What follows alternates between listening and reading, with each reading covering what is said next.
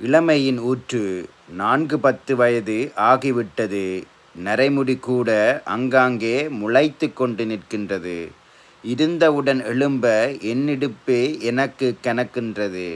தொடர்ந்து நடக்க நினைக்கையில் என் தொடை கூட அலுக்கின்றது. முழங்கால் மறுத்தே விடுகின்றது. வயோதிபர் எல்லைக்குள் நான் வந்துவிட்டேன் என்பதை என் உடல் எனக்கே உணர்த்திய தருணம் இது. இன்று பெண்களை பார்க்கும் தருணங்களில் மகளாகவும் தங்கையாகவும் குழந்தையாகவும் மனசு பார்த்து ரசிக்கின்றது. ஆனால் அன்றோ, எவ்வித முயற்சியும் நான் எடுக்காதிருந்த கணங்களில் கூட அவள் என்னை கண்களால் களவாடிக் கொண்டிருந்தாள். அதை உணர்ந்த பொழுதில் என் உள்ளம் விட்டது. இன்று இடங்கொடுக்கா என் உடலை வற்புறுத்தி இளமையாக்க முயல்கின்றேன். சோர்ந்து போன என் உள்ளத்தில் கூட இன்று புத்துணர்வு.